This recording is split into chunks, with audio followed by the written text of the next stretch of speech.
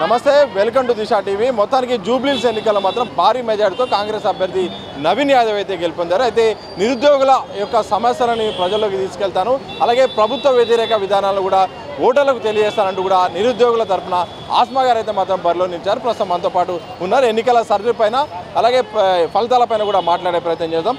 చాలా ప్రచారం చేశారు, నిరుద్యోగుల సమస్యల పట్ల ఓట్లాడారు. ప్రస్తుతం ఫలితం కనుక చూస్తే మాత్రం కాంగ్రెస్ పార్టీ అభ్యర్థి, అధికార పార్టీ అభ్యర్థి నవీన్ యాదవ్ విజయం సాధించారు. ఏం చెప్తా అంటే ఖచ్చితంగా వీళ్ళు అధికారంలో ఉన్నారు కాబట్టి ఇది 100% రిగ్గింగ్ జరిగింది. 100% రిగ్గింగ్ జరిగింది. అంతా అక్కడ మొత్తం వాళ్ళ హయాంలోనే ఉంది, ఏజెంట్లతో సహా. ఆఖరికి ఇండిపెండెంట్ల ఏజెంట్లు కూడా వాళ్ళే కొనుక్కున్నారు, వాళ్ళే ఉన్నారు. ఇండిపెండెంట్ల ఏజెంట్లతోటి కాంగ్రెస్ నాయకులకు ఏం పని? వాళ్ళ ఏజెంట్లు వీళ్ళెందుకున్నారు? లోపల మొత్తం వాళ్ళే ఉండి మొత్తం నడిపిస్తున్నారు. ఇప్పుడు మాలాంటి క్యాండిడేట్లకి ఏజెంట్లు లోపల తీసుకుపోతే అలో చేయట్లేదు, వాళ్ళకి మాత్రం కౌంటింగ్ ఏజెంట్లను కూడా లోపలికి పంపిస్తున్నారు. మేము పోయి కంప్లైంట్ చేసినా ఆరోసారి పట్టించుకోవట్లేదు. ఇంకొకటి, ఎలక్షన్ రోజు కూడా మనకి మొత్తం స్టిక్కర్స్ అన్నీ స్కూల్ బయటనే ఉన్నాయి. 200 మీటర్స్ అవతల ఉండాలి, కానీ సింబల్స్ అన్నీ కనిపిస్తున్నాయి. అంటే ఏంది? మీరు కాంగ్రెస్ పార్టీకే ఓటేయండి, నంబర్ 2కే ఓటేయండి అని చెప్పేసి మీరే ప్రకటిస్తున్నారు. అసలు ఎలక్షన్ కమిషన్ దీని మీద ఎందుకు స్పందించట్లేదు? ఆ రోజు నుంచి మొత్తుకుంటూనే ఉన్నాం, అయినా స్పందించలేదు. ఇది మొత్తం వాళ్ళు అనుకున్నట్టే. వాళ్ళు ఎట్లాగో వాళ్ళు మొత్తం ఆల్రెడీ గెలుపు వాళ్ళే డిసైడ్ చేసుకొని ఈ ఎలక్షన్ నామమాత్రంగా పెట్టిరు వాళ్ళు, అంతే.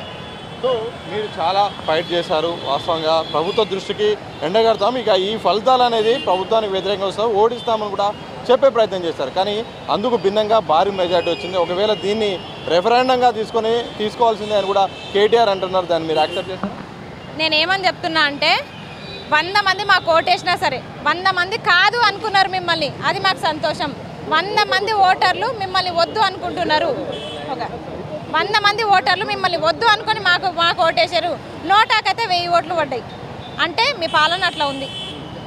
సో ఏం చెప్తారు చివరిగా? నోటిఫికేషన్ల పైన కూడా ప్రభుత్వానికి కూడా ఈ యొక్క ఎన్నికల ఫలితాలను బట్టి కూడా ప్రభుత్వానికి ఏం రిక్వెస్ట్? మేమేదో ఇప్పుడు కాంగ్రెస్ పార్టీ గెలిచింది అని చెప్పేసి మేము అనుకోవట్లేదు. అసలు మేము మిమ్మల్ని ఓడగొడదాం అనుకున్నాము, కానీ దురదృష్టవశాత్తు మీరు గెలిచిర్రు. సరే, అది మీ ఇక్కడ నవీన్ అన్న మంచితనమో లేకపోతే కాంగ్రెస్ పార్టీ అయితే గెలిచే అవకాశాలు లేదు ఎక్కడ, కానీ కేవలం క్యాండిడేట్ని చూసి ఇక్కడ ఓట్లు వేసినట్టున్నారు.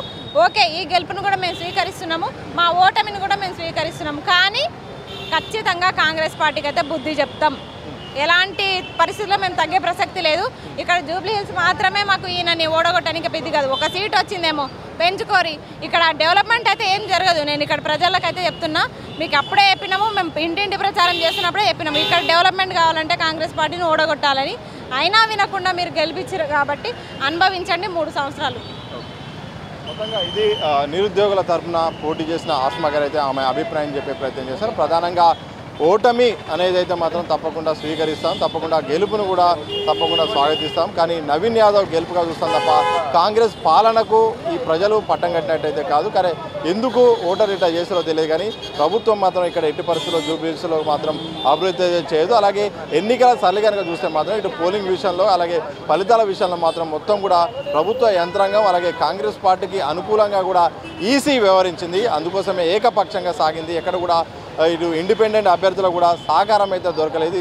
ఈ గెలుపు అయితే మాత్రం సరైనది కాదు. ఏదేమైనప్పటికీ కూడా నిరుద్యోగుల తరఫున మా యొక్క సమస్యలను మాత్రం పోరాడుతూనే ఉంటాం. ప్రభుత్వ వ్యతిరేక విధానాల పట్ల మాత్రం ఎప్పటికి కూడా మా గళాన్ని వినిపిస్తామని కూడా ఆస్మా చెప్పిన సందర్భం అయితే కనిపిస్తుంది. 100% మసూన్తో సతీష్, దిశా టీవీ, హైదరాబాద్.